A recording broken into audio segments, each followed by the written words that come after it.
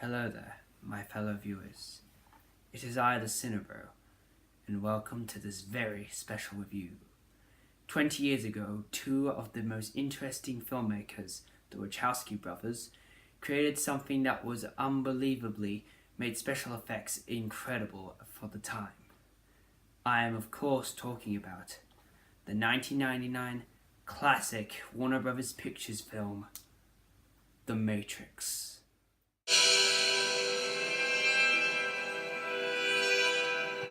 The story tells of Neo, played by Keanu Reeves, a simple hacker who does not believe that the real world is actually an underworld.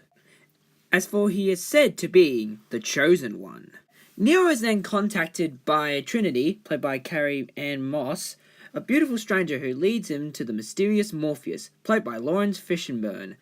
For what Morpheus does not know that one of his friends, Cypher, has actually portrayed him in working with the villainous agents, even their lead agent, Agent Smith, played by Australia's very own Hugo Weaving. So it's up for our main heroes to go into the Matrix and discover what it truly is. The Matrix actually won 4 Oscars at the Academy Awards of 2000, which included Best Sound Mixing, Best Visual Effects, Best Film Editing, and Best Sound Editing. And that is pretty good dedication. This film was written and directed by the Wachowski brothers, and they did a really good job at making this movie. The plot is really good, and it tests your brain till you fully know it.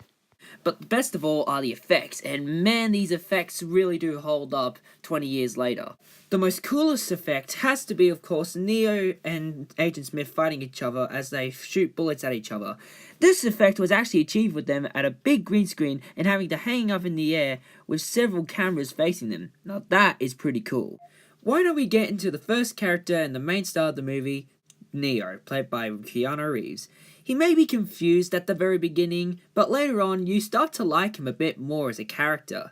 Interesting fact, Will Smith was originally going to play him, but he decided to turn it down. Heck, even Johnny Depp decided to play him, but turned it down as well. Also Sean Connery playing as Morpheus. And speaking of Morpheus, another really cool character had to be of course Morpheus, and I think he was actually pretty good.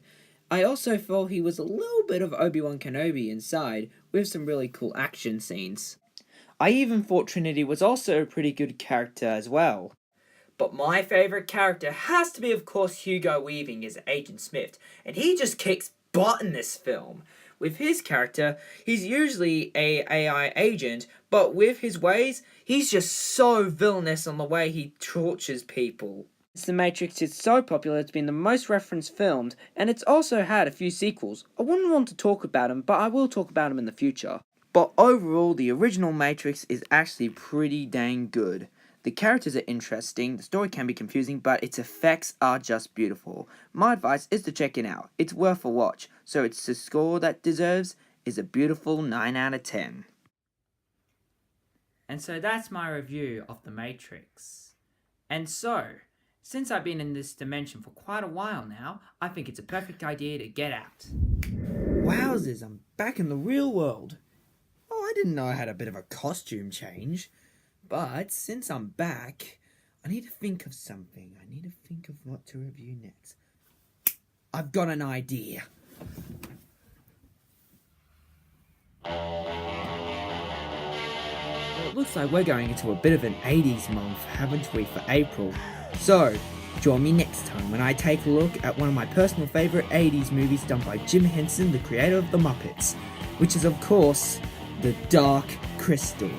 So until then, I guess I'll see you all in retro 80s mode. Don't forget to like, comment, and subscribe to check out more incredible videos here on the Isaac Films YouTube channel.